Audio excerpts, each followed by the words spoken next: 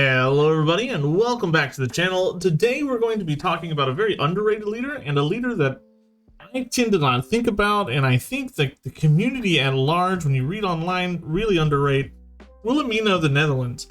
The Dutch are a civ that I really don't consider playing very often because in the front of my mind I think about them as weak, because the only thing I think about the Dutch at first is polders.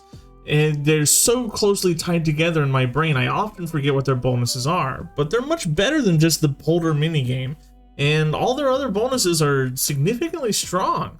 Their ability, Grote Rivieren, provides a +2 adjacency for campuses, theater squares, and industrial zones. This is a lot of district types, and these are districts that you're going to be building. Your harbors also give you culture bombs, which is a lot better than you think because it saves you gold, and it allows you to, it allows the culture of your city to move more onto hill tiles and more useful tiles than to be moving into coastal tiles.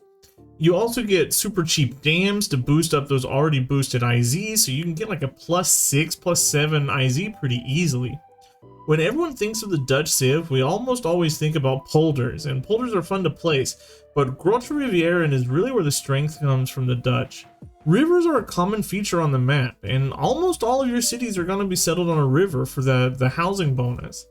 And those that are not settled on a river are going to be coastal, when they're going to get the harbor bonus. And beyond that, the majority of your cities will be coast and river based, so you get great districts and culture bombs, and you're really going to be filling out your tiles.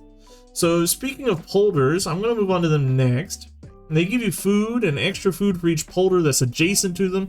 You can get up to like 3 or 4 food if adjacent to just 1 polder, and more if you can get adjacent to 2 polders, which is kind of the max that you're ever going to get, and that's pretty rare, honestly. They also provide production. They get 4 gold. You can get an extra production per polder, and they're beautiful. They're fun to look at.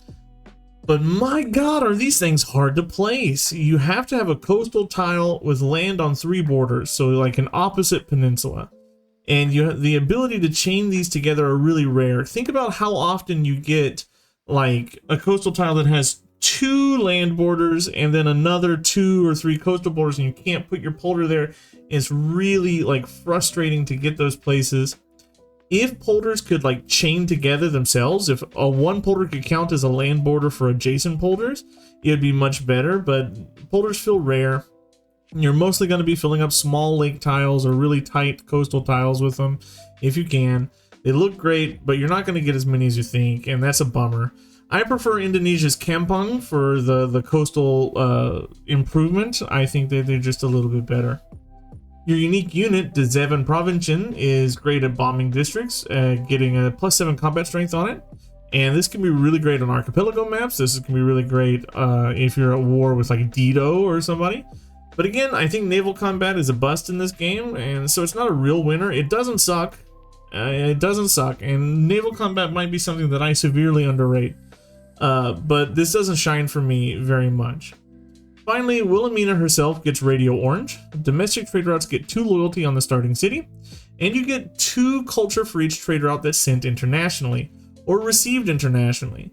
And this is a background bonus, and it adds up over time. The AI trades with you a lot more than you think they do, and this is just going to build up and build up and build up.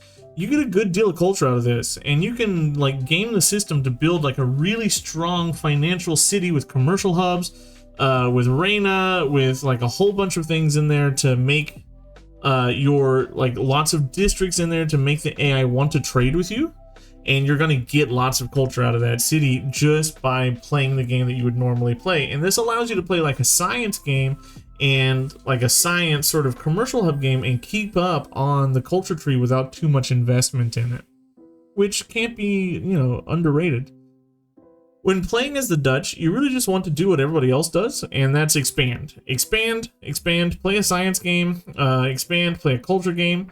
Very fittingly, I think they play a lot like a very peaceful Germany. They're like Germany light, where Germany expands, builds commercial hubs and IZs and goes to war. You want to expand, build commercial hubs, harbors, and IZs, and stay coastal and friendly with the civs so that you get those trade routes. I kind of just wish that Grote Rivieren gave more bonuses to commercial hubs, because right now you're kind of like You're getting bonuses to campuses and theater squares, but you also really want trade routes, so you've got to be building your commercial hubs, or else you're going to be building your harbors on cities that can get harbors, and that's okay because you're incentivized to build harbor cities, but not every single one of them can be a harbor city. So if you could get better commercial hubs, that would be good. But this is a game about going wide, and the Dutch go wide well. So this is kind of why they're a bit forgettable, though. They do what most civs do, but with a little bit better bonus. I think that's why most people just remember the Polder, because honestly, the Polder minigame, finding a place to put them is the most memorable part here. When playing as Wilhelmina, you kind of want to go for a science game. If you're going for a science game, you want to get a huge IZ and strong campuses to go to space. You trade with the world, you buy your science buildings, you keep up with culture just to get those cards in, like rationalism. And you play a very, very, very standard science game. If you go culture, you replace the campuses with theater squares. You fill up your museums with great works because you're going to have so many of them. And you have a lot of production, so you're going to be using that production to build wonders to back up your culture game. Domination is not really where you shine. You want those trade routes going to international places to get your culture. You can do fine with a domination game, but you'd have no bonuses whatsoever to domination except for better adjacency on your campuses just in general, in your IZs in general, which is okay. I mean, it's okay. Diplomacy, you have a lot of production.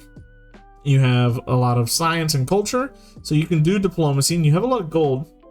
So diplomacy might be a choice that you can go for here. Religion, I would just avoid. I would put them in order of science, culture, diplo, domination, religion. You really have nothing pushing you in the religious direction. I think Wilhelmina gets a B+. She's good. She can win in most situations. But when you play her, she doesn't make a super fun game. She just makes a standard game. Let me know what you think about the Dutch in the comments down below, and I'll see you soon for the last 2 civs as we finally finish up this series. Thanks for being patient with me. Goodbye.